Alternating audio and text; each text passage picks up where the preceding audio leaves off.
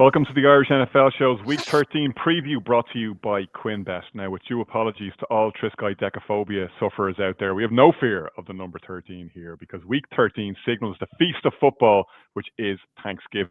We're live streaming here a day earlier than normal for our preview show. We have 2 live games tomorrow on Thanksgiving Thursday, another 2 on Black Friday, 12 more. And there are no teams on a bye this weekend, because being on a bye on Thanksgiving weekend would just be un-American. And to our many American friends here in the US, and indeed all who celebrate, if you're watching back or if you're listening to us on Thanksgiving to you, we are thankful here for your continued support, for watching, for listening, for messaging, for engaging across our social channels, for hitting us up when you see us at live events or at games, and for putting up with us in general. So enjoy the turkey, the turducken, or whatever food you choose to mark this special occasion with. Cherish and be thankful for your loved ones, for all the special people in your lives, and for those who are no longer with us as well. We remember and celebrate them, and we are thankful for them too. We on the Irish NFL Show, Brian O'Leary, Kieran Boyle, Kieran O'Donovan, and myself, Conor Brophy, are with you. And football is here for us all, so let us go. Beginning with the Thanksgiving slate, where the Packers travel to the Lions, the most repeated matchup in Thanksgiving football history. This is the 23rd renewal of that particular rivalry on Thanksgiving. It's in the 6 o'clock window here in Ireland. Kieran O'Donovan, the Packers have been up and down. The Lions have been up and down. Will they meet in the middle? Packers, of course, one up in the head-to-head so far this season. Yeah, it's a strange one, isn't it? Because neither of these two teams have hit full form. We've talked at length about how the Lions haven't been the Lions of last year, albeit they can strike at any time still. I mean, they still have a frightening offense when they get going. They still have Jahmyr Gibbs, and anyone in the league would be absolutely thrilled. Over 200 yards on the ground, and it's a really intriguing and exciting matchup, and a really important one in this division as well. I'm actually sitting here wondering, are you actually going to be a Packers fan tomorrow evening watching this? I'm sure you probably will be if you're applying logic to it, but. Kieran, if there was a way they could both lose, I'd be all over it. Yeah, absolutely. Look, I love that, Conor. Love it. From a Packers point of view, fair enough. They dominated the Lions in week 1. That's history, and as Kieran Boyle says, week 1. I'd cheer for the Packers if they were playing Mead. Yeah, fair enough. The week 1 is a bit of an anomaly. It's like the last preseason game, so to speak. Interesting, I look back at that game today, and the touchdowns that the Packers scored in that week 1 game were scored by Tucker Kraft, Jayden Reed, and Josh Jacobs, and there's a chance that none of those three will be on the field tomorrow. Possibility that they get Jayden Reed back. I think Josh Jacobs may go. Whether Jayden Reed will play, whether Matthew Golden will play, it's still up in the air at the moment. Look, the Packers one thing you can hang your hat on is that the Packers pass rush has been dominant, and the Micah Parsons project is in full effect. I mean, he's up to 10 sacks, 60 pressures, and he's doing it all where he's been double teamed over 60% of the time, and I think he's at 52 chip blocks as well along the way. And I said at the start of the season what I wanted to see was whether Micah Parsons would bring out the best in some of the other players, and you saw that last week in Devontae Wyatt getting 2 sacks. Against the Vikings, Isaiah McDuffie with 9 tackles, half a sack and an interception. So a lot of reasons to be hopeful. On the other side of the ball, was it a case of Matt LaFleur being a bit stuck in his own ways, or was it horses for courses? Because as I said to you when we came off air, as frustrating as the offense looked, they were in control of the game, and while you might want to see them sling the ball around, that's exactly what I was giving out about when they lost to the Browns. When when instead of being patient and punting the ball away, when they were in control of a game defensively, they gave the Browns a short field. So you can't have it both ways as a fan. So I would question their offensive tactics tomorrow. You're not going to win the game the same way that you won the game last week against the Lions. They are going to have to throw it some bit.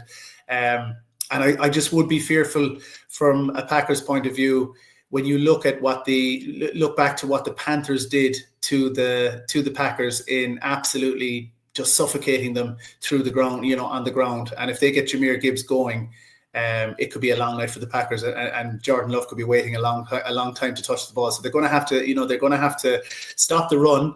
And I think from a Packers point of view, it's actually really important that they get out to a lead, because you don't want the Lions to dictate this game on the ground.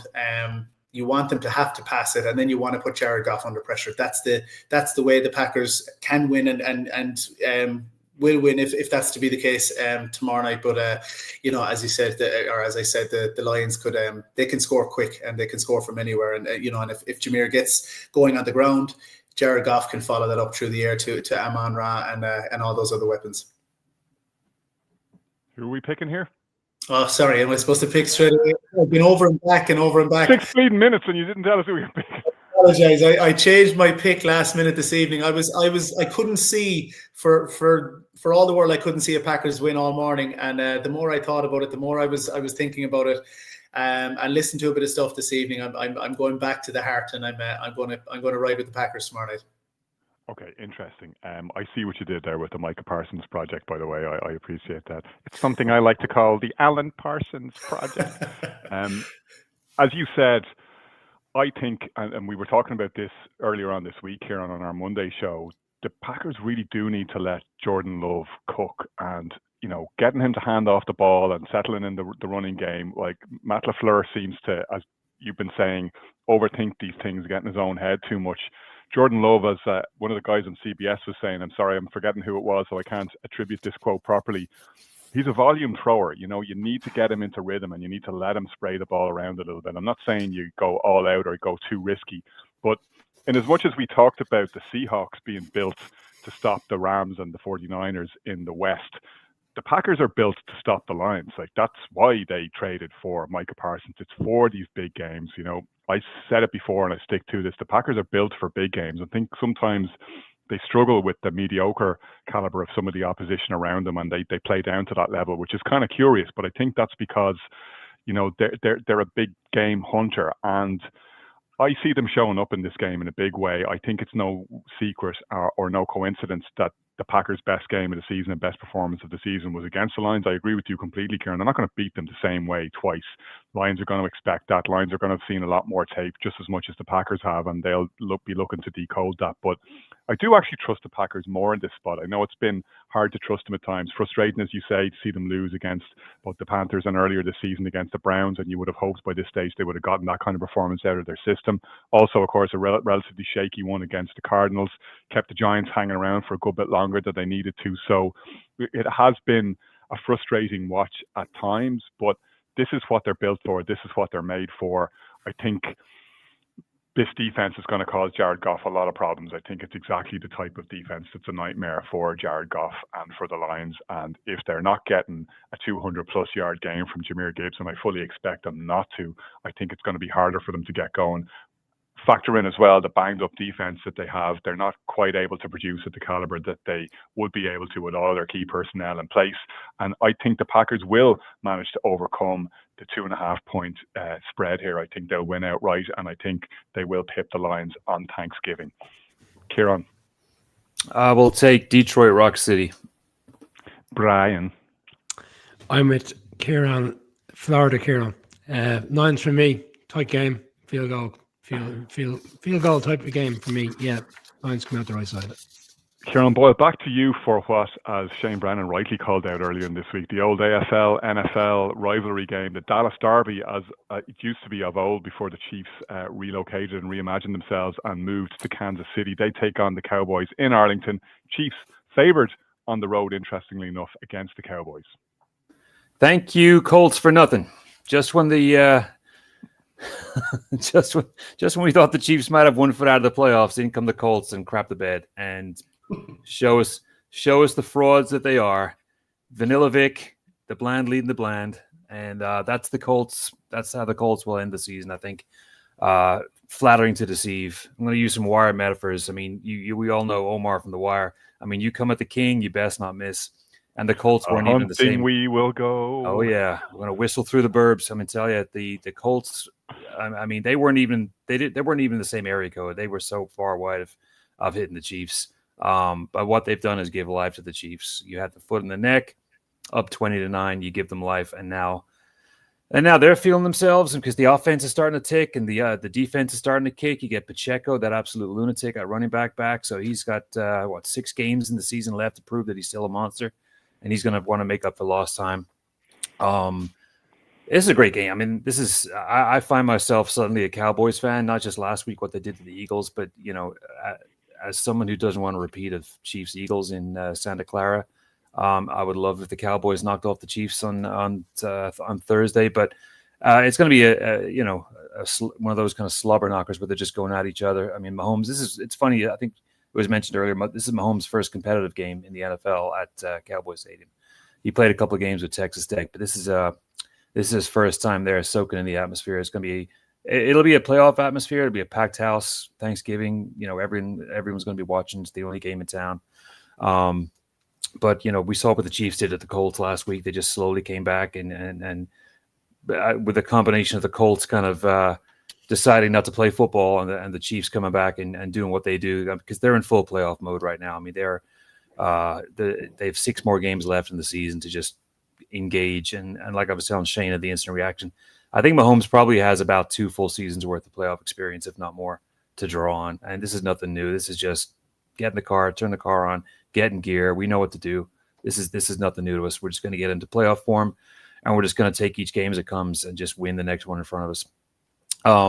With the Cowboys, they're endlessly entertaining. Notwithstanding last week's game against the Eagles, but what they've been doing all season, throwing the ball up, most combined yards per game basically the whole season. And you've got a playmaker in George Pickens, second most yards in the league so far. He's a little out there, but I think we all need our star wide receivers to be a little nuts.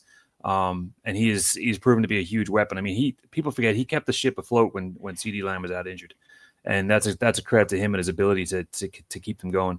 And I was very down on the Cowboys running game in the preseason, but Javonte Williams has shown me a lot. So there's endless offense on the field right now. Kelsey's starting to warm up a little bit. Rashee Rice, we saw what he did last week. Just give him any amount of space, and he can hurt you. But I think with Pacheco being back, that adds a new dimension. Kareem Hunt, he's got a huge amount of skill and experience, but maybe getting a little longer in the tooth now. You get Pacheco, who's missed a huge part of the season, if not all of it. He's going to want to prove that he's still the man back there. It's just going to be great to watch Dak throwing it down to Pickens and CeeDee Lamb, and it's going to be great watching this Chiefs D and especially those linebackers just try to dial it up on a much improved, I will say, much improved O-line for the Cowboys, as well as defense too. I mean, with Quinnen Williams coming in and Logan Wilson, that defense is unrecognizable from the start of the season. So all in all, to say it should be a great game. I mean, it's got the smell of a divisional game. It's got that kind of whiff of a mid to late January game.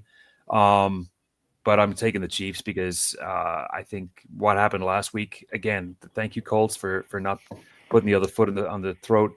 That's just breathed life into the Chiefs. The Cowboys need it too. I just think with all the kind of postseason experience and the muscle memory that the Chiefs can draw upon, it's just going to be too much for Dallas in the end. I don't think it's going to be a huge kind of shootout, but there's definitely going to be some offense in this game. I just think the Chiefs are going to come out on the other side. Brian, as Kieran is explaining there, the Cowboys, or the Eagles rather, the Super Bowl champs of last season, thought they had the Cowboys number, but they very much didn't. Cowboys came out swinging. Do the Super Bowl runners-up have what it takes to go to Arlington and win? They do, but I don't think it's going to happen. Conor, I said last week on Thursday show, I felt that people were suggesting if the Colts had beaten the Chiefs last weekend, that would have been the final straw, or the dagger that would have ended the Chiefs' playoff run. I said on the show, it won't happen on Sunday, but I genuinely believe it will happen on Thursday. People have been, I wouldn't say they're waxing lyrical about the Chiefs in terms of the comeback 29 down, and they come back. Like, for me, Cowboys' comeback was more impressive. 21-0 down against the Super Bowl champions who hadn't played well in offense, but came out lightning fast at home in their backyard with all their fans on their back. Eberflus, who's been getting criticized, talked about him potentially losing his job for the end of the season, to manage to shut up shop straight away thereafter and allow for this team. And there was missed opportunities as well for this Cowboys team. They had other opportunities in the game. They didn't take advantage of it in the red zone and stuff. So I thought it was a huge win for them. Bearing in mind that game effectively probably would have ended their season. And as well as Spagnuolo can scheme against many a team, the Cowboys offensively have been really good this season. Dak's having a really good season. We spoke about Pickens this week, the guys in the AV club, whether on Monday show, whether Metcalf was the right decision with the Steelers. You know, in hindsight, should they have kept hold of Pickens? Obviously, he's having a great time there. And I think tomorrow they're going to come out firing in this game. And I think we're asking Dennis a Chiefs offense that has been sporadic throughout the course of the season to live with this Cowboys offense if it gets going. And then for me, I think the Cowboys will continue to drive towards a potential wildcard spot. I'm going with the Cowboys to turn over the Chiefs and effectively finish their season for the playoffs. Interesting. I'm leaning Chiefs here. Kieran O'Donovan? Cowboys. Right, Bengals Ravens is the late game or early game on Friday morning, depending on which way you want to look at it. Kieran O'Donovan, this game particularly notable because it is the one which heralds the return of Joe Burrow. The Ravens are heavy favourites in this one, favoured by almost a touchdown, 6.5 points in Maryland. But if there's one man who knows how to put up points on the Ravens, it's Joe Burrow, who averages over 290 yards a spin against the Ravens and over 30 points, and sliced and diced this very team last year. Yeah, 148 points these two teams gave us last year over 2 games, and they were 2 of the most exciting games in the whole season. And the Ravens won both of them, didn't they? So, Joe Burrow being back in the building. How much of an effect can he have straight away? I mean, he's coming off a serious injury. I mean, nobody questions his talent, but it would be unbelievable if he comes out tomorrow and doesn't miss a step. They need him, and they need him now. The only thing that they have going for them is that this division has been so shaky that it just has not panned out. We've said it time and again. You expect Joe Burrow to rise everybody around him. They're already giving him credit for the defense playing better last week, just by virtue of the fact that he was practicing. Whether that's a bit of a stretch or not, I don't know. But the Ravens, they've been on a run. They're 5-0, 5 out of 5 in their last 5 games, but they have not looked like the dominant Ravens. I'd argue in any of those games, they were stuttering to get over the line. Lamar Jackson looks like he's hurt. I don't think he's going to. I heard he's not practicing any Wednesday from now on for the rest of the season. They're managing him. He hasn't looked like the guy. We talk about the 2-headed beast with himself and Derrick Henry. He hasn't looked like a really, really, the same old running threat that Lamar is when he's fully fit. The bottom line, I think, for this Ravens team is are they going to give Derrick Henry the ball? Are they going to run the ball? Because they're playing against a Bengals team that's giving up 156 yards a clip. They're the 31st defense, run defense. They're the worst defense in all of football at the moment. And as I said, they gave us 2 classics last year, but these are 2 far from the finished article teams, or far from the finished article in terms of where they are at the moment. So look, you hope as a neutral they light it up. I'd favour the Ravens in this one because I just think they're on a better run. I don't think Joe Burrow can come back and have that instant effect. I think he'll make the Bengals better, but I think it's a bit of a stretch. I think that the Ravens run will continue, albeit I think they'll struggle. Kieran Boyle, the AFC North, we are pretty much of a view is a 2-horse race. The Bengals still mathematically have a chance to make it a 3-horse race. To do so, they absolutely have to win here, and they have to win every other game as well.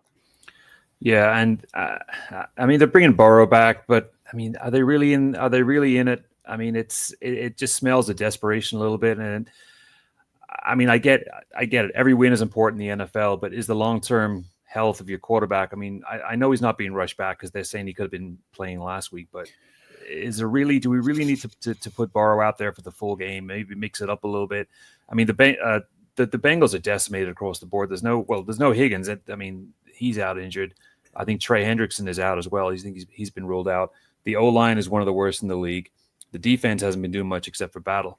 And you're going up against the Ravens team at home who are warming up as it gets colder in the Northeast and the northern part of the country. They're warming up.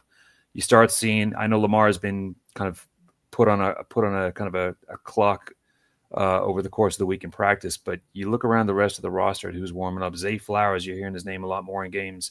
Mark Andrews has got 4 touchdowns in the last 4 games. He's now becoming a running threat. Derrick Henry is about to run all over this Cincy run defense.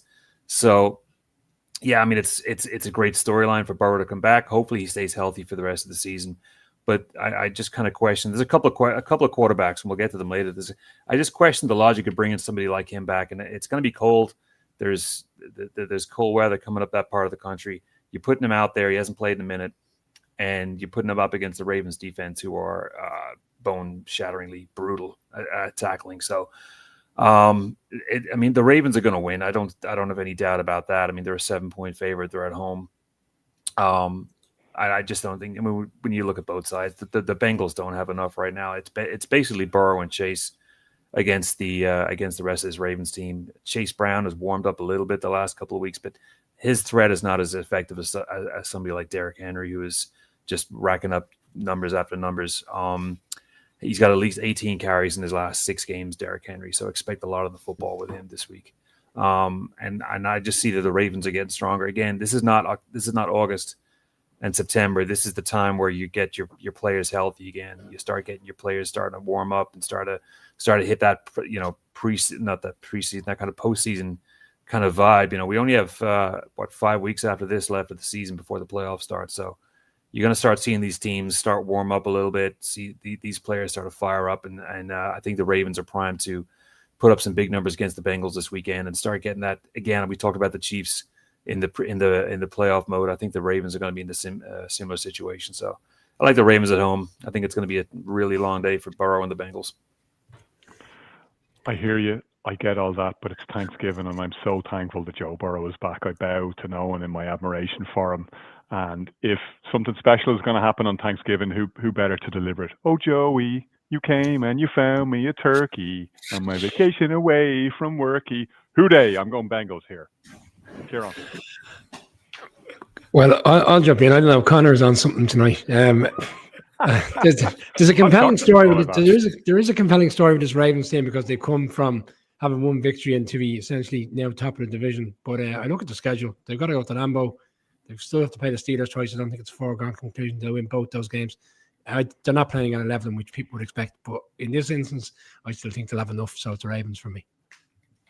Right, Bears-Eagles is the Friday evening game on Black Friday. Eagles favoured 6.5 points at home. That game being played in Lincoln Financial Field.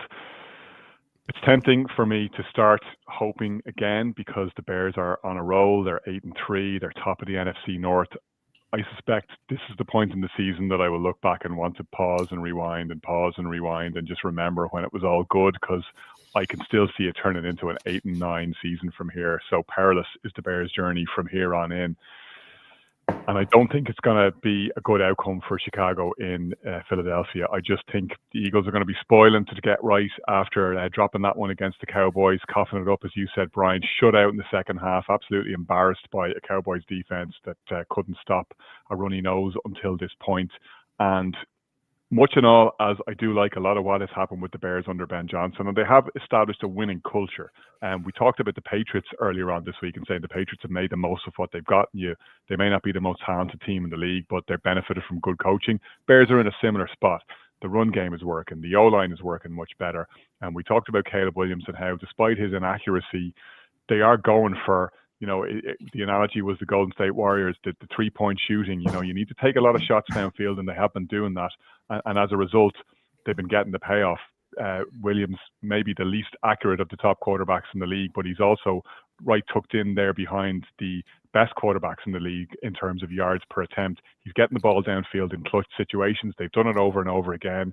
Credit to the Bears. They've been resilient, and while they've struggled in a lot of games and they've turned what should have been 2-score victories into 1-score escape from defeats, they have kept winning, and they've been resilient, and they picked themselves up off the mat when they've been knocked down.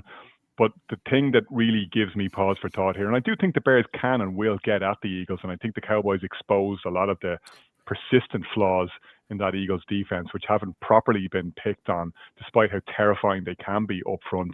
And the battle in the trenches between that fearsome Philadelphia front and the Chicago Bears' much improved offensive line, which stacks up statistically as one of the best in the league this year, despite having been one of the worst last year. And credit the front office and Ryan Poles for working their magic on that one.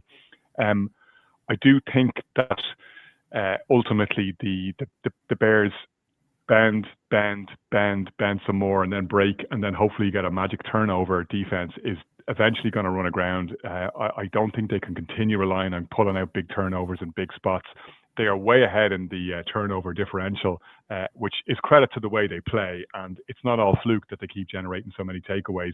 But you just, as I keep saying, you can't live like that. I don't think they're going to be able to live like that in Philadelphia, and I don't think they're going to live. I think they'll die in this one. It'll be an Eagles victory. Brian.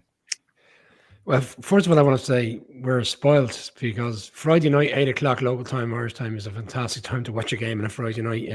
There's many a night where we're up till all hours in the morning, including this Monday when I watched the Giants Patriots. To have a game on Friday evening at 8 o'clock is fantastic. And not clashing for once with the, for me, which is important.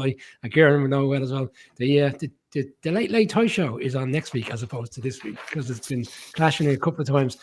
Connor, I'm going to echo a lot of what you said. I think the enormity of this game is actually huge for both sides because the Bears are going to go into this on Friday, obviously aware of the result that's come from Motown early Thursday evening. And you touched on it earlier, what's the right result for the Bears? But the significance of an opportunity to win again, take a game essentially off the teams in the division because of what they're going to do to each other. But I also look at the Eagles and the fact that this is probably the last chance hurrah for them in terms of a one seed this year. Like the way the Rams are playing, I know we're going to come to the Rams on the road in Carolina. Everyone, I assume, will expect the Rams to win. They're already 2 games ahead of them now, give or take 1 game. So there's an opportunity to go 2 games clear them. We're running out of games. It's important for Philly to have it going through their own stage and to make it back to the Super Bowl. And the way the Rams are playing, it's hard to see that being the case. They'll have to potentially go on the road to make it back-to-back Super Bowls. It just feels to me, this law of average term that we talk about time and time again, Connor, the Bears, I struck a chord a few weeks ago with you in terms of saying they remind me of that Vikings team that just kept winning and winning these close games. And inevitably, it catches up at some stage. And I think you take that when you take a situation where you're in the game in the fourth quarter, hoping to find a way to achieve success again. But I think after last week's unfortunate loss for the Eagles, I think they're going to be really reeling. Devontae Smith, obviously, is a doubt. That's a big help to the Bears if he doesn't play. And they need to rely on Barkley and Hurts to essentially get him out of a hole, which is what we saw for a few games in the playoffs last year. Just feels like a playoff type of atmosphere on Friday afternoon, Black Friday. I'll go with the Eagles in a tight one as well. Kieran Boyle. Yeah, I would love the Bears to win, but I think the Eagles are going to be smart enough after last week, so they're going to come out angry. Kieran O'Donovan, I know you'll be an Eagles fan in this one, but will you see your team for the night go to victory? No, I think the Eagles will take it, but I think the 6.5 is a bit generous the way the Bears have been playing. I think it could be a field goal game, and it could go either way as well. It wouldn't shock me if the Bears won, but just based on last week, I think the Eagles are going to be coming out hot. We're in Cleveland next after a quick break. Great odds, you're in control. You always bet responsibly, and you're not afraid to choose alternatives. That's why you bet with QuinnBet. Build your own unique football bets with Create a Bet. Winning team, first goal scorer, number of goals, the possibilities are endless. And with a 4-star Trustpilot customer service rating, why not give QuinnBet a shot? QuinnBet, we bet you love it.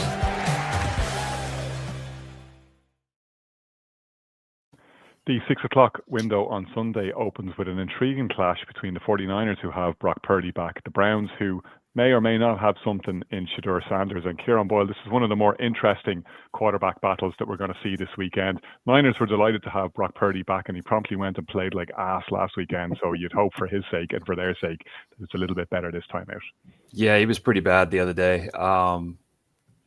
I can't see that happening again. But like you said, it's a very intriguing game. A lot of factors involved. West Coast team going East Coast. Weather's a factor. There's a huge snow system coming in off the Great Lakes, so that's going to muddy the waters a little bit for the Niners. They won't be playing in the nice weather. Look how smug you look in Jacksonville when you start talking about cold. I love the way the corners of your mouth start to turn up. You're going to be eating your turkey in the comfortable 20 degrees. 20, 28 degrees, but I'm not bragging. But it's going to be cold in Believeland. That's for sure. And all the talk in Believeland has been about Shedeur and what he did last week. And let's be real, that was an awful game to watch. The Raiders are. If there was ever a case for relegation and promotion in the NFL, the Raiders are your first contender. But the Niners, we saw what Purdy did, but you know what? He's lucky he's got a surrounding cast of McCaffrey and George Kittle to bail him out. McCaffrey did what McCaffrey does, a classic kind of McCaffrey output. I think he had 143 total yards. Juwan Jennings helped him out. George Kittle had 78 yards. So you have players like that to bail them out. And again, we talk about teams that are getting healthy at the right moment. All of a sudden, Purdy's back and Kittle's back healthy. And the Niners are now 8-4 and looking to make a run themselves. And that defense, despite the fact that it's been banged up a little bit, has been playing really well. But the Browns, I mean, what can you say really? I mean, they're the fourth string quarterback at the start of the season is now your starter based on whatever metrics they've seen. I mean, that's what they're going with right now. He's the next man up. I mean, he's got a 47% completion rate so far.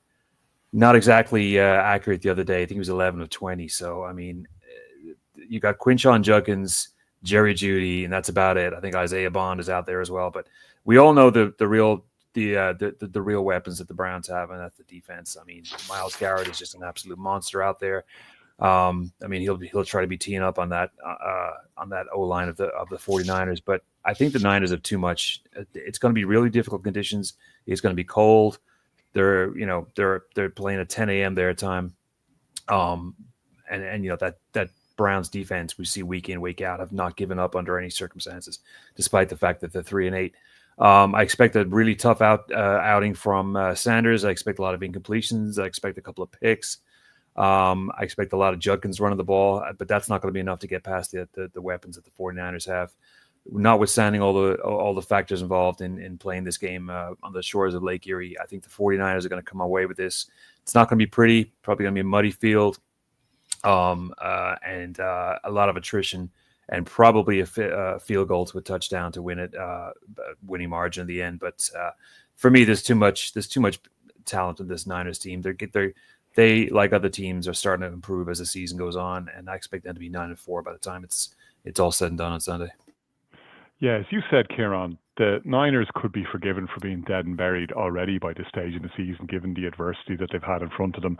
I keep thinking back to a conversation we had before the meaningful action kicked off, and we were talking about how Robert Saleh might well turn out to be a secret weapon for the Niners and what he could do with that defense. And what he's done has been phenomenal. Like, you could see him so fired up on the sideline at the weekend because they've just found different ways every week. Like, they got the best out of Mac Jones. They squeezed some great performances out of Mac Jones when they needed to. Christian McCaffrey has been working wonders for them, as you said, with virtually no supporting cast around him. Now they've got Juwan Jennings back. They've got George Kittle back, which makes a massive difference in both the passing game and the running game.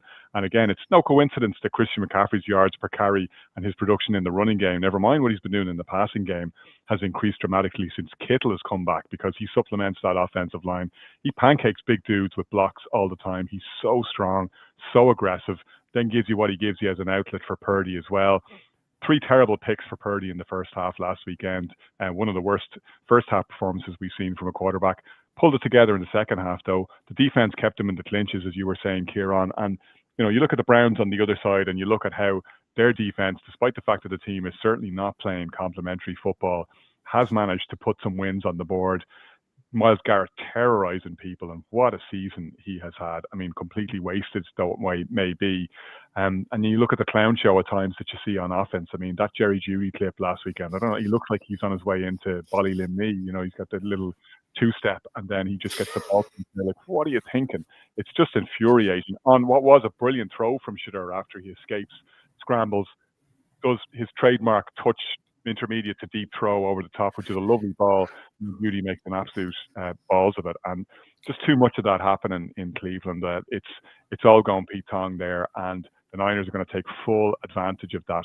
They're not only in the mix, they might actually win the NFC West. Would any of us be surprised if the NFC West sends 3 teams to the playoffs this year, the way it's going? It's actually hard to pick between the Seahawks, Rams, and Niners. We've talked about the Rams being the best team in football, Seahawks being not too far off, and actually maybe enhancing their own credibility by the way they hung in there in a game against the Rams, which they ultimately lost, but showing just how much they have on both sides of the ball. And the Niners are tucked in behind them. And as you say, Kieran, I think are going to move to 9 wins this weekend, and credit to them for that. Kieran O'Donovan. Yeah, 49ers keep on rolling. Ryan? Tough day for Sanders and his Brown side, 49ers all day long. Brian, the Colts are looking to redeem themselves, having dropped that one despite being 29 up against the Chiefs last weekend. The Texans overcame the Bills with one of the most ferocious performances we've seen from any defense so far this season. I've been saying it before, and I think we're in agreement or near agreement on this show.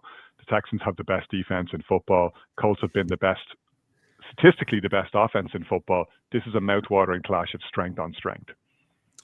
Yeah, this Texans defense has really come to the fore. Is essentially what we kind of saw in the first year with DeMeco Ryans complementing a really good offense and CJ Stroud. And for what they've done with CJ Stroud out of the game as well, is it needs to be commended. They're right back in the mix, and not necessarily maybe to win the division. Obviously, this weekend will go a long way towards that conversation, but certainly to be at least sneaking into the conversation come late December for a wild card.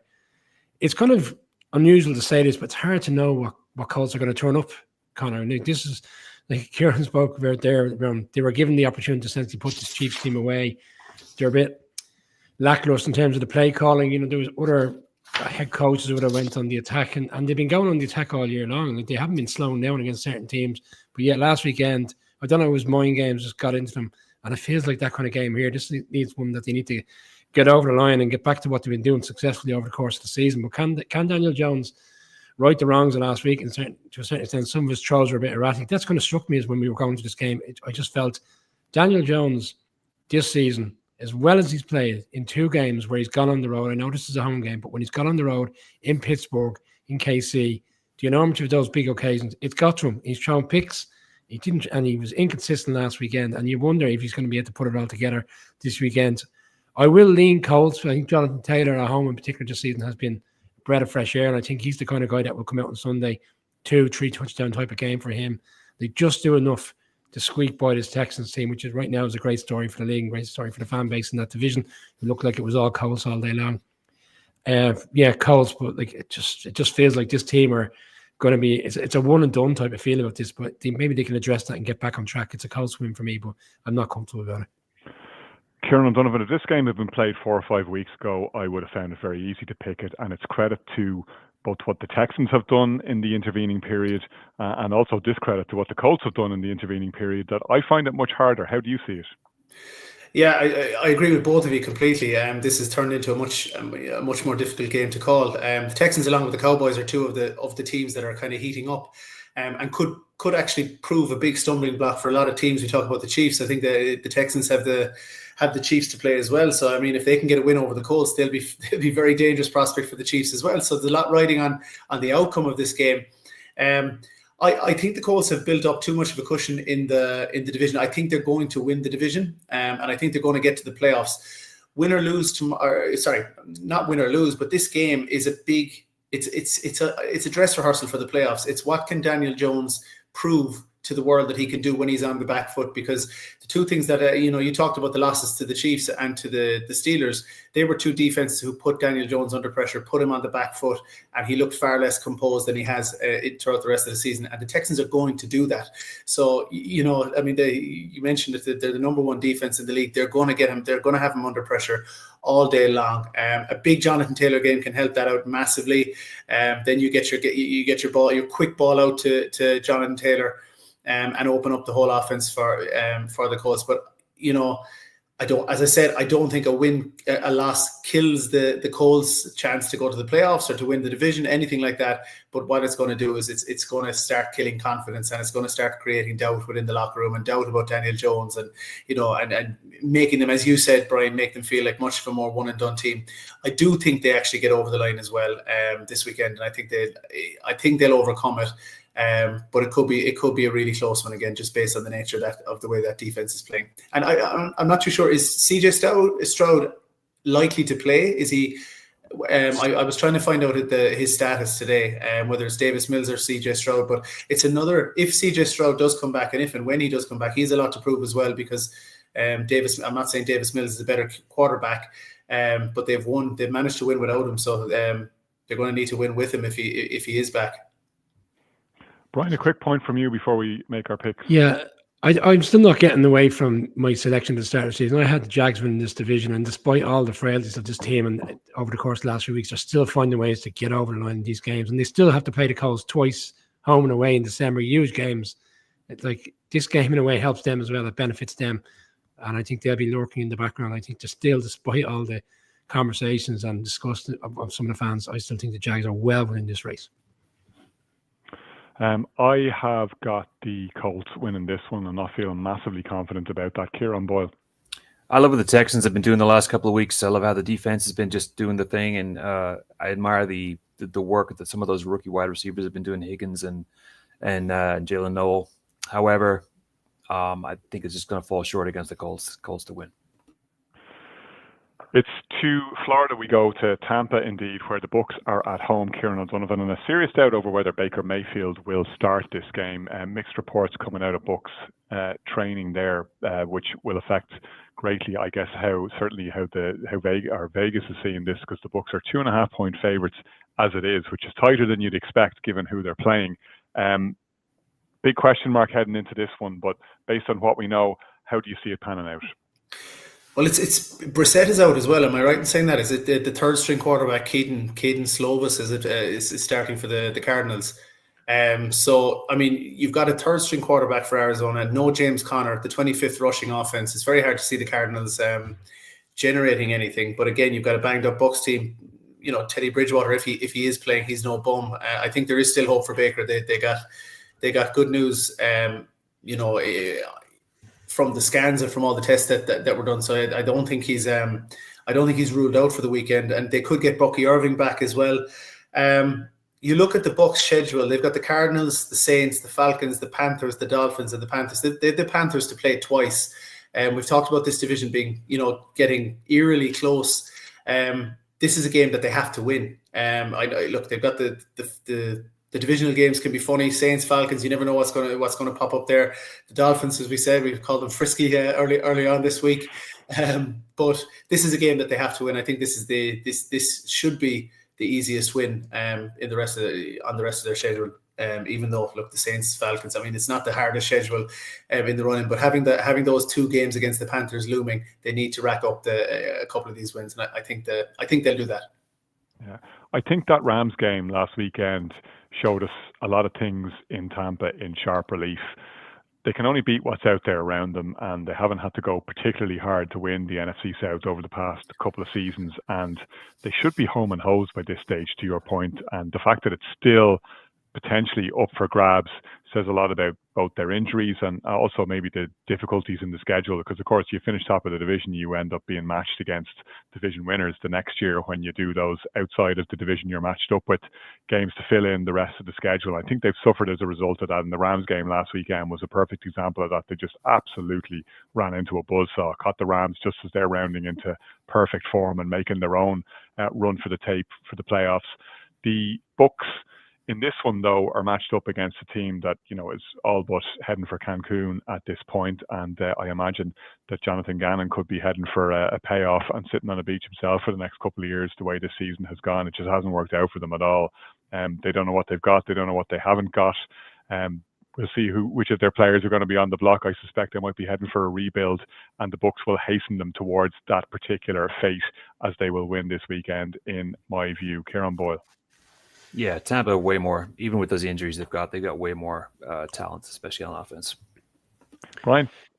It's a huge game for them because they've got to address a number of losses, back-to-back losses. They need to get over the line. And to your point, they've landed on a nice spot here. It's the Bucs as well for me. Kieran Boyle, the Rams are one of the bigger favourites this weekend, favoured on the road no less, because they are playing the Panthers. We just mentioned how they took the Bucs apart last week. They're absolutely in the groove, which sometimes can be a time when a game like this turns into a banana skin. But do you see that happening in Carolina, or do you see the Rams keep rolling? Rolling. The Rams are, I mean, we talk about banana skin games or trap games. This Rams team is loaded. I mean, it's up there with the Eagles, in my opinion, with all three phases of the ball. I know they're going to the East Coast, another trip across the country, but I mean, the Panthers team that we saw on Monday night, you saw. I mean, there's a lot of things to like about the Panthers. The O-line has been improved. They did good work in free agency. They've added some good pieces around the team, but you still have a quarterback who. I know Dave Canales is not going to be going forward with him next year. It's too much inconsistency. Slight frame, not imposing. I mean, 1 week he puts up 448 yards. The next week is 169 yards, 2 interceptions, and he's getting knocked from pillar to post. So that's the main issue with the Panthers for me. How much of a better team would they be with a more kind of experienced quarterback or somebody because they'll definitely be looking for somebody in the draft because for all intents and purposes, Bryce Young is their franchise quarterback. He's not going to be getting the Trevor Lawrence, Brock Purdy money whenever his contract is up. And that's kind of what's holding the Panthers back. The defense has been solid, not spectacular, but they've been doing what they need to do. They had a nice game against the Niners. Not having J.C. Horn out there is a huge handicap. I know they've got some nice weapons on offense. Tough when you lose your horn. Ooh, we went there. I don't know where you went. I'm just saying that they won't have J.C. Horn this weekend. They will not have J.C. Horn out there on Sunday. But what's going to be hard for the Panthers is trying to keep up with this Rams offense. I mean, we've thrown all the statistical stuff out there for Stafford. He's just playing at an MVP level, and he's got everything around him that he needs to get things going between Williams and even Blake Corum running the ball, to Puka and Devontae Adams out there just reeling back the years. It's for me. I mean, the Rams are. I mean, they haven't. A lot of teams have shown inconsistency. Like the Eagles have had some up and down games. The Lions have been stuttering too, but the Rams are just kind of cruising. I know they got 2 losses, but I mean they're just loaded and they're rolling across the country and they're just imposing their will. And they're just, the thing with the Rams is as well, they score early in games, and they kind of put their foot on people's necks right from the jump, especially in the first quarter. Big problem with the Panthers and what's kind of padded a lot of their stats is that they fall behind and then they start scrambling and then Bryce Young starts chucking the ball around, Leggett and other wide receivers, and then Dowdle gets the ball and they start putting up some points. But you can't go behind against this Rams team, even 14 points. And if it gets to 10 or 14 points of a deficit, you can just write this game off because the Panthers don't have it within them to scramble against a team like the Rams. It's a matchup kind of. It's almost like a mismatch. There's too much with the Rams. It's a 10-point spread, and they're probably going to end up winning by 14 when all is said and done. Brian, the Panthers have taken some scalps this year, so it's not completely implausible that they could cause the Rams a problem this weekend. But you got to imagine that the Rams are looking this game and saying, this is one that advances us closer to what we now see as a realistic possibility, which is the number 1 seed heading into the playoffs. Yeah, this game easily could have went into the quick pick section, Connor, because of how well this Rams team have played over the course of the season. But we give the Panthers their dues. They played. It's like their biggest wins have been at home, and that's why people are kind of iffy on this game to a certain extent. Just even reflecting on the 2 Rams losses this season, like they lost to the Eagles in a game which they really should have won on the road. And I think the fact that they lost at home to the Niners, where they were 8.5-point favorites coming to that on a Thursday night, is kind of rallied them and helped them to actually get on with this season and acknowledge and recognize they've got a great opportunity here to go all the way to the Super Bowl in Santa Clara this year. Yeah, I'm with Kieran. It's very hard. With all due respect, I know the Panthers have had a great season, and there could be greater moments to come if the Bucs don't do what they have to do, and they can sneak back into contention. But man, oh man, they're up against it this weekend. It's a Rams victory. It's a comprehensive Rams victory for me. Yeah, I agree. Kieran O'Donovan for the full house. Yeah, hottest team in football, the Rams. Yeah, definitely. Brian, you mentioned quick picks, so let's get to it. We have 3 games here that we're going to zip through with due apologies to fans of those teams, but it's just not going to happen. We've got better things to focus on this Thanksgiving weekend. Jags-Titans is first up. It's Jags in this one for me, Brian. Jags to win. Kieran O'Donovan? Yeah, Jags. Kieran Boyle? Duval County for the dub. Duval. Falcons, Jets, the next one up. Falcons 2.5-point favourites here. I think they'll carry that on the road. It's Falcons for me. Brian? Only 2 games back on the Bucs in the division. It's not over yet for the Falcons. Falcons for me on Sunday. Kieran Boyle? Shots over the Jets. Kieran O'Donovan? Yeah, Kirko chains. Falcons all the way. And Kieran O'Donovan, will stay with you first up next for Saints against those frisky Finns, the Dolphins. Dolphins 5.5-point favourites here. Yeah, the Dolphins are coming. Brian? Based on what I saw in Madrid, they're not coming. They're not going very far. But in this game, I give the Dolphins the victory. That was not a frisky Dolphins reference, Connor. Right, yeah, you think they may have shot their bolts, but I think there may be more in them yet. I think the Dolphins are going to win. Kieran Boyle? Yeah, give me the Finns. We'll take a much-needed break. We'll be right back. This is Ireland. Rugged, wild, and endlessly captivating. A land shaped by history, where ancient castles whisper stories of the past. Where world-class links golf connects you to breathtaking landscapes. And where centuries of craftsmanship and culture are blended to produce world-class whiskies, savoured as music and laughter fill the air. But every journey with us is about people, place, and authentic experiences you'll never forget. This is more than a trip. It's the Dunes and Drams experience. Discover Ireland with us and make memories that will last a lifetime. The late window on Sunday, the first game in that one is Vikings at Seahawks, which is the Sam Darnold Bowl. Brian, here's what you could have won for the Vikings, who settled for JJ McCarthy and have watched Sam Darnold continue to soar in Seattle. Sorry, I thought you were saying something else there about poor JJ McCarthy there, Conor. I thought you were going with a different word for him. He's in concussion protocol, isn't he? Unlikely to play on Sunday, which is striking. I suppose reflective of the Quinbet line, 10.5 points. This Seahawks team are motoring, and I think despite the loss a few weeks ago to the Rams, they were so close to winning it. Sam Darnold's obviously going to have a point to prove. If he still, we spoke about this. Is Kevin O'Connell going to end up in the hot seat because he went off? He went against bringing Sam Darnold back because of the nature of how the season ended. How does this Vikings team go and win it? Because unfortunately, what we're seeing, and we saw it again in Lambeau last weekend, JJ McCarthy is not playing at an NFL-ready level yet. And I think back to last season, he was out for such a long period, and even towards the back end of the season, they were saying they were trying to keep him involved as much as possible, so he understood the nature of what was going on. Essentially, tried to treat him as a red shirt for a year once he was plagued with this unfortunate injury that he got. But it clearly hasn't worked, because for me, he's all at sea. And if he comes into this difficult environment, if he does manage to clear the protocol and play on Sunday, I just don't see it in any world, shape or form where he can go out and navigate an offense to go and put enough points up to beat this Seattle team, especially with Sam Darnold probably with a point to prove. It's another Seahawks win for me. It just shows how compelling this NFC West is, that we're talking about three teams, the Rams and the Seahawks and even the 49ers, who all have legitimate chances to, if not win the division, certainly make a real push in the playoffs. So Seahawks for me. Kieran O'Donovan, we talked about how the Seahawks came out of that Rams game with a lot of credit intact, despite a lot of things going wrong, because they hung right with the Rams and actually could have won it at the death. They now have a real opportunity to bounce back here against the Vikings. Yeah, and I think the challenge for the Seahawks isn't to win the game. I think they're going to win the game, and I think they should do it comfortably enough. I mean, 10.5 points is very indicative of how far the Vikings have fallen, even though it may reflect the quarterback injury.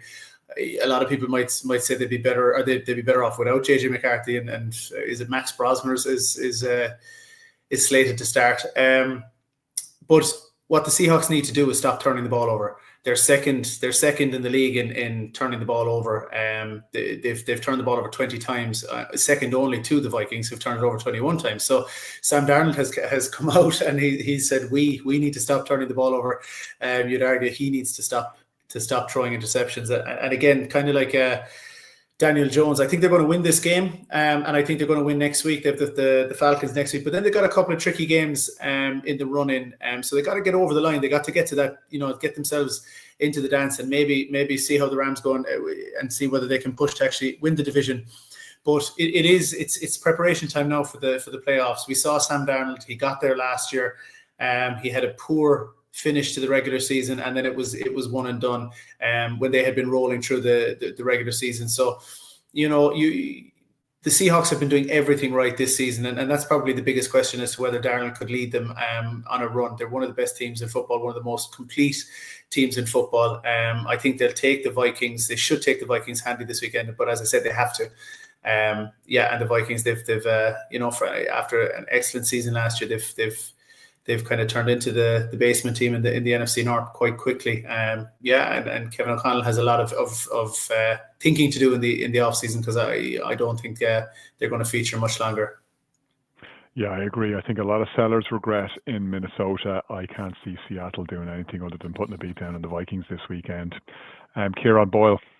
Yeah, it's gonna be a big win for Seattle. This Vikings team is regressing by the week, and I think O'Connell might have one eye on the college games this weekend because he might be needing to draft somebody in April. And Kieran, you're still on deck here for Bills Steelers at Acrisure. Steelers are turning home with the hope that Aaron Rodgers will be back in time for Sunday. Latest news on him is that he plans to practice Thursday and Friday with a view to retaking the starting job from Mason Rudolph, who filled in last weekend and didn't do himself any harm necessarily in Chicago despite the loss. This is a big game for both teams. The Bills obviously haven't been upended by the Texans. Can the Steelers repeat that trick? Well, I mean, in true Rodgers fashion, he's going to wait till the very last minute and keep us all on, in Jerry Jones style, keep us on tenterhooks until the kickoff time. But yeah, huge game for both teams. Playoff weather. It's going to be rainy / snow / sleet up in the Steel City. And last week was just your kind of quintessential trademark Steelers game. Huge on defense, scoring on defense. Boswell knocking over 4 field goals. And they actually had a nice running game last week with Warren and Gainwell. So they're going to need that recipe against the Bills. The Bills are going to be smarting after that Monday night game against the Texans. I don't want to say wobbling, but teetering a little bit. It's not your classic Bills performance this year or kind of season so far. They've got a lot of holes. With what the weather looks like, I would expect run heavy for both teams. I mean, it's going to be a lot of Cook. It's going to be a lot of Gainwell and Warren. It's going to be wind factor as well. Allen goes from the Texans D to the Steelers D. I mean, it's out of the fire or out of the frying pan into the fire. It's going to be really hard for him. There's a lot of factors at play. Steelers D is not great at stopping the run. The Bills have had a lot of issues stopping the run, obviously, and with pass protection too. But their O-line is getting a little bit better. They've turned the ball over. The issue for them is they've turned the ball over 3 times. And they can't do that against an opportune team like the Steelers because T.J. Watt is just going to be revving his engine up and looking he'll be honing in on Allen every single play. We saw what he did with Caleb last week. He's just got an endless motor, so he's going to be chewing up grass to get to the quarterback. But a lot of great battles across the field. I mean, both teams have to absolutely have this. Bills don't want to flounder anymore. 7-5 is not what they were looking at about a month ago, even. And with the Steelers 6-5, another loss, that you're handing over advantage to the Ravens in that division. So both teams got to have it. And this is going to be a great game. It's going to be another kind of marquee game this weekend. The line is the Bills are favored of 3 points. But with the Steelers team, I mean, they're opportunistic. I mean, I think we can say that. And if they just keep it tight, I mean, with the Bears last week, I know the Bears kind of tore away a little bit towards the end, but I mean, the Steelers, that was a back and forth game that anyone could have got. So that Steelers, as long as they can keep it fairly close against the Bills penchant for turning the ball over, anything can happen. And when you got somebody like T.J. Watt out there who's able to do what he does, that's what they'll be banking on. It's a great matchup, great matchups across the field. But obviously, this is going to be a huge determining factor if Rodgers is going to go. Rudolph is a capable substitute, but he's not Rodgers. This is a game kind of set up for Rodgers if he really does have 6 games left in this league, minus the playoffs. If they get there, then he's going to want to have one of these kind of trademark games in his resume, and this could be one of them if he's able to make it out there. Difficult conditions there will be, but both teams are used to playing in cold weather this time of year, and it's always fun watching a game up in the north this time of year. So I'm going to go with the Bills purely on the fact that they've got the point advantage, and I think they've got a little bit more on offense. Yeah, you mentioned the word teeter, which I think is exactly what the Bills have been doing over the past couple of weeks. Win, loss, which puts them at 7-4 and now 3 games back of the Patriots. That's not what we would have expected at the start of the season. Sorry, not what the rest of us would have expected. You had the Patriots pegged as winning this division, Kieran Boyle, in fairness to you. And so far they look like good value to do that. And we'll get to their game in just a little bit.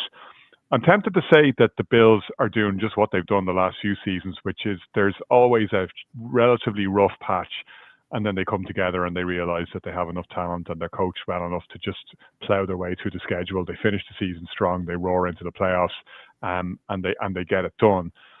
I'm not necessarily sure we're going to see that pan out this season, and you do worry a little bit, particularly in how they were exposed last weekend by the Texans. And to your point, Kieran Boyle, you come off the back of the Texans defense and what they did, and those two elite pass rushers they have in Anderson and Hunter in particular doing huge damage there. Will Anderson probably having his best game as a pro last weekend. It was outrageous, but Steelers can do just the same thing. And to your point, we saw that in flashes against Chicago. I'm not necessarily sure I'd have that as a standout Steelers defensive performance. Yeah, TJ Watt gets the strip sack on Caleb Williams in the end zone for a touchdown for the Steelers. Still got 31 points dropped on them overall. Partly, and to be completely fair to the Steelers defense, that's because the Bears had two short fields with a pick on Mason Rudolph and a fumble recovery, so that doesn't help. But Steelers have not been locking it down. We've been saying based on how much capital they have committed on that side of the ball, they should be much better. We should be seeing from the Steelers what we are seeing from the Texans. If the Steelers can replicate what they've done at their best in a couple of games this season, as they did against the Colts, as they did against the Vikings when we saw them in the flesh in Dublin, then it's going to be a long night for Buffalo and the Steelers will win against the spread. That's not what I expect to happen. I do trust the Bills to come through in this one marginally. I think the 3.5 points spread is just about right. The Bills will cover that, but not by much, and I think they'll come out of Acrisure with the win. Kieran O'Donovan.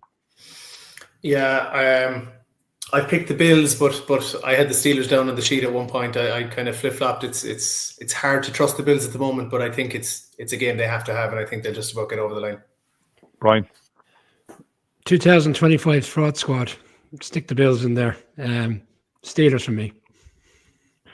Brian, speaking of the fraud squad, the Chargers are 9.5-point favourites, but man, have they looked fraudulent at times this season. They do, however, welcome the Raiders, who are comfortably one of the worst teams in the league this year and just fired their defensive coordinator, Chip Kelly. Offensive coordinator, yes. Like won the highest. Pardon me. Yeah. One of the, if not the highest paid offensive coordinator, who Tom Brady went out on a limb to find a way to get him in to manage this offense. I think the Geno Smith trade is coming back already to bite them. There's no cohesion whatsoever to this team. Like Tom Brady couldn't clone McDaniels. Oh no, wait, he had a go in Las Vegas, and that didn't work out too good. Was he cloning cats or something recently, or dogs? Cloned his dog. Yeah. Okay. Tom Brady doesn't accept debt. He doesn't have to accept debt because he's better than the rest of us. You can guarantee he's working on cloning himself as well at the moment. Well, look, this team are on the brinks of death, aren't they? I mean, like they're plowing away to be selecting first in the draft come next April. They're probably demoralised by the fact that the Titans are actually worse than them, or arguably worse than them, that they won't actually get this first pick. Like even last week against the Browns team, which with all due respect are so poor and so disappointing. They were never at the race. They were down early. They couldn't move the ball all day long. And as I won't say as poor as the Chargers team, Chargers inconsistency of late, they still have a defense this season that has played at a reasonably strong level, and they're going into SoFi. Like we're looking at games this weekend over the course of permutation for the playoffs. The Chargers have to win this to try keep, in touching distance of this Broncos team and hope they can find a way to go in and beat the Broncos again when they do play each other in Mile High. It's a Chargers victory. It's probably for me. It's the rock and chair type of game for Sunday, late window. Chargers to cover that spread of 9.5. To me, that's a fair reflection of where both sides are. Kieran O'Donovan. Yeah, the Chargers are kind of like. Do you remember that Steve Young run back in the 80s? But it was against the Rams. I can't remember. Where he was this massive slaloming run for the 49ers, and then he just fell. And he fell, and he just about fell over the line when he was coasting, and he just about fell over the line. The Chargers will be hoping that they can fall over the line and get to the playoffs because they have to win this game. Like they absolutely have to win this game against one of the, as you said, look, the Raiders are a hot mess. I'm not going to cover what you said, Brian. That's talk about Chip Kelly, Pete Carroll, all the Raiders are just the Raiders, but yeah, the Chargers have struggled massively. We've talked about their O-line and what that's cost them, and what the missing Joe Alt, Slater.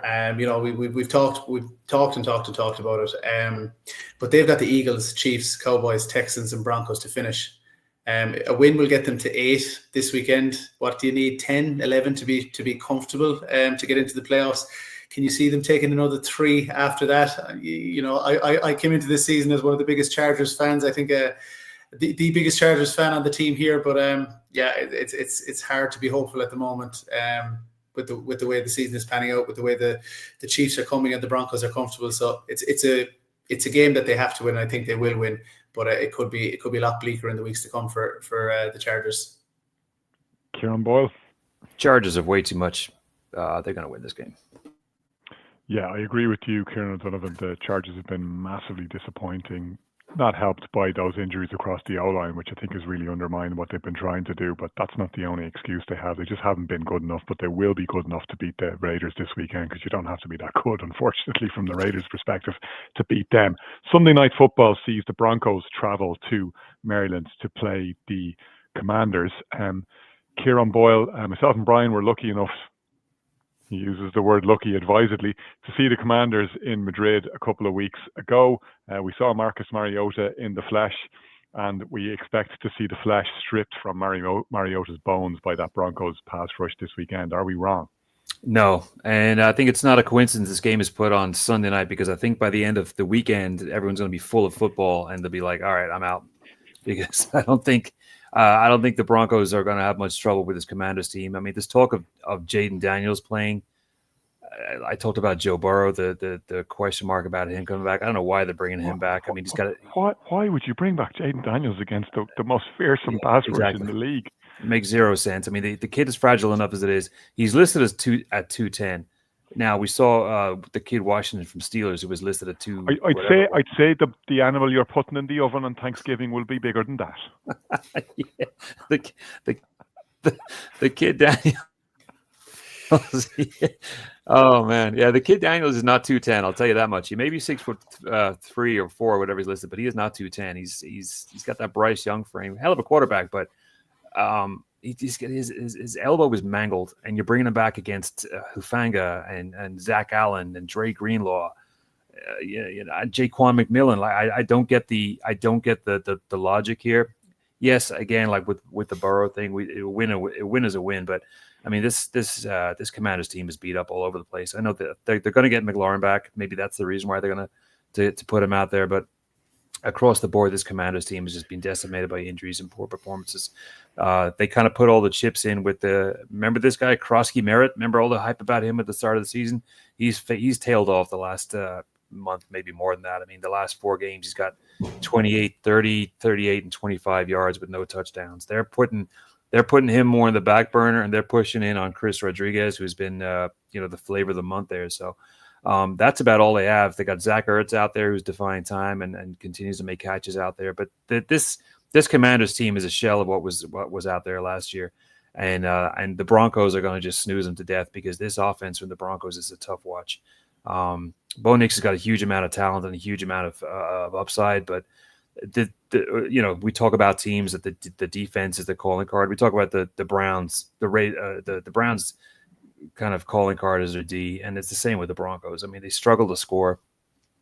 Mims and Sutton are good weapons. I would call them wide receiver 2 class, but Nix doesn't have the ability to chuck it downfield a good amount of time.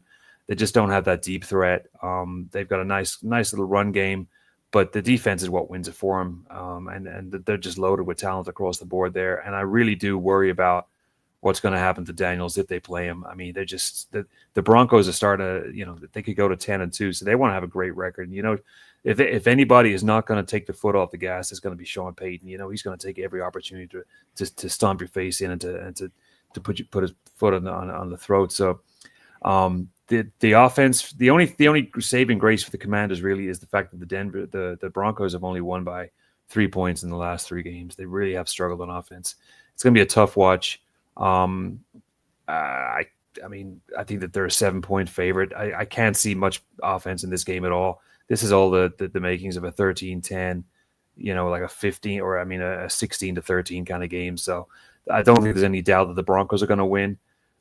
Commanders should probably just be, trying to dial down and start looking at draft picks and start rehabbing some of those players and start loading up with free agents again, like they did last year and the year before. So fairly pedestrian win, Broncos. Yeah, I would agree with all of that. Brian, as you and I were saying before the Madrid game, had a look even before that match of a lost season for the Commanders on so many levels. Loss of Jayden Daniels and that serious injury. Why did rush him back this Sunday, as we've just been saying? I do not know. Players on that team who are great servants to Bobby Wagner, to Frankie Louvu's and others who just look like they've gone past that point where they're at their prime and are on the downslope now. And they were in a weird way, win now mode last season, and you saw the smattering of young talent on the top, including Jayden Daniels and now Jacory Krosky Merritt, as you were saying, Kieran Boyle this season, and you kind of overlooked the fact that a lot of other players were aging out, and their roster was built with a clutch of key veterans who came in, performed manfully last season, but just looked like they've been getting the runaround this season. They do have quite a rebuilding job to do. From a Broncos perspective, though, and I'd agree with everything you're saying there, Kieran Boyle, I don't necessarily expect them to run away with this and pile up points. However, I think they should. I think if you're good enough to beat a team by multiple scores, you go out and do it. And I don't think it's going to serve them well to be leaning so heavily on that defense. You know, this cliche about defense wins championships has been shown time and time again in the modern NFL not to be true. You need a high-powered offense. You need an offense that can pour on points. You need an offense led by a quarterback who, when he absolutely has to have it, can go through the air in obvious passing situations and just pick apart a good defense, a playoff caliber defense, which the Commanders do not have. And that's an opportunity for Sean Payton to take some risks here. The defense will, of course, hold them in the game. They'll have no trouble, I don't imagine, holding that Commanders team down. Hell, the Dolphins didn't give up too much against them last weekend, and that's hardly one of the league's elite defensive units. Broncos should have that on lockdown, and they should be able to go and put the foot on the throat on the other end. I don't think they will, because it's just not the way they've played this year. But I think they're missing an opportunity here in what effectively is almost a preseason feel. We've talked about other games having a playoff feel. This one has more of a preseason feel. With the Chiefs traveling to Arlington, it's a big opportunity for the Broncos as well. Chargers, as we said, probably will win against the Raiders, but they don't want to see the Chiefs roaring up in the rearview mirror.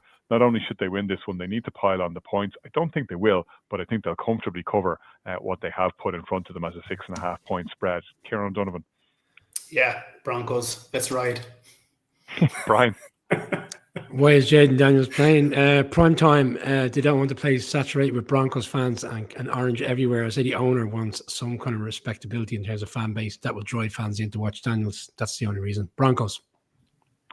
Right, Monday Night Football, the Giants at Patriots, that classic Boston-New York matchup that always produces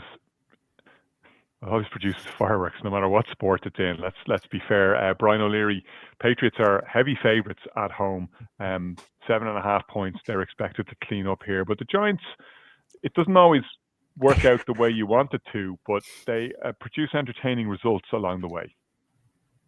Oh, certainly isn't for us, Connor. Time and time again, WhatsApp group on a Sunday night, like by around 8:15 local time here, 3:15 in the afternoon, Kieran's effectively told us the end result, which is how these games tend to play out. Kieran Boyle's therapist is on speed dial for. I know. I certainly wouldn't want his therapist's phone number. Look, the therapist needs a therapist at this point. As bad as things have been, Giants were playing football last year and the year before where they were losing and they had no offense whatsoever. And they were losing game after game, and they've only won 2 games this season. And it could be strange enough that the last game which they win this season is the game that me and Kieran were in the tens at. But they should have beaten the Bears, Connor. They should have beaten the Packers. They should have beaten the Lions last weekend. And I know shoulda, coulda and all that, but I just feel, said it earlier, law of averages, these things tend to come back at some stage and you find a way. I think we might see a different performance defensively for 4 quarters because of the nature of what's happened this week with the defensive coordinator. Yes, been relieved of his duties. Jackson Dart is going to come back and play. I did have another Giants fan, tongue-in-cheek, said, not entirely sure that's the right team because James Winston is actually playing at a reasonably good level. We get these quirky results at this time of year, and I am going to go with the Giants to cause an upset because the Patriots and the Giants have always played these rivalries tough. They've beaten the Giants when it looked like Giants were going to win games. Obviously, the 2 Super Bowls. I know we're harking back to years gone past, but something just gives me that feeling that it's Monday night. Kafka's playing for the job, whether people think he's going to get it or not. He is auditioning to be in the running. Offensively, they've done quite well with him there, and I think they do enough on Monday to somehow sneak out a victory in Foxborough, and everybody's quite surprised come Tuesday morning. I'll probably be terribly, terribly wrong. Love it. Kieran Boyle. Yeah, I mean, I'd like to pick the Giants, but based on what's happened the entire season, I just can't do it. I mean, I'm not as down as previous years because we have a quarterback who hopefully will be out of concussion protocol in 2026, and we have a running back who's hopefully his ankle will be back to go in 2026. So there's parts there you can build around. I mean, we didn't talk about Joe Shane or the GM spot either, and I that's for another time. I'm just going to talk about the immediacy of this game. For me, the Pats have got too much. They're 10-2 already. They're gonna see what Gibbs did to the Giants last week. I mean, the run defense, any kind of defense for the Giants is non-existent. So they're just going to be teeing it up, and it's going to be a huge amount of Travion Henderson running up and down the field, and unheralded wide receivers for the Pats. I mean, local guy for me, Pop Douglas, who's from the next town over. Kyle Williams, you got Diggs still. And the D is again full of unheralded players: Carlton Davis, Barmore, Clavon Jason, Corey Durden, people that not a lot of people know about, but very effective in that Pats team. I mean, it's at home for the Pats. Drake May is playing really good ball. I mean, the Giants. I wouldn't be upset if the Giants lose another close one because at this stage we're just going for draft picks. I expect the Giants to be competitive like they have been. Like Brian said, we've been in a lot of games, but it's just the defense has let us down. I don't think they'll get a bump that typically happens when a coach is fired. I just don't think so. There's too many underperforming players on that D. And I think before a coordinator comes in to try and fix it, I think a lot of them have to be jettisoned before we do that. I think a lot of fat's got to be trimmed off. Not as down on the Giants as per usual. They're probably going to lose to a field goal as time expires, and I'm already ready for that. But it'll be another competitive game. It won't be anything but. I just think the Patriots are going to just going to pivot, and I'll be okay with it. Yeah, I'll buy that it's tighter and will end up being a tighter result than many of the predictions are outlining. And I do think the Giants can and probably will play them close. But the Patriots have made their bones by winning these games all season long. They've won 10 games without always being particularly flashy about it. They just haven't made mistakes, and they've let other teams come to them. They've let the game come to them, and they've made the most out of what's in front of them. And I think they will continue to do that. They will win at home in Foxborough this Sunday. Kieran O'Donovan. Yeah, the biggest criticism of the Patriots is that they've beaten teams that they should have beaten, and this is a team that they should beat. And now that Kieran has told us the result, I probably won't stay up to watch it, but I look forward to reading his messages on the WhatsApp group and on Tuesday morning. So it's Patriots for me. Yeah, it's like watching an episode of EastEnders. You instantly feel much better about your own life. So we look forward to that. I hope it doesn't work out that way for your sake on Sunday, but it's always very, very entertaining in the process. I hope you found this entertaining. I hope you find the football over Thanksgiving and beyond even more entertaining. Enjoy the Week 13 action. We'll be right back on the Irish NFL Show with reaction and with further game previews and picks in very short order.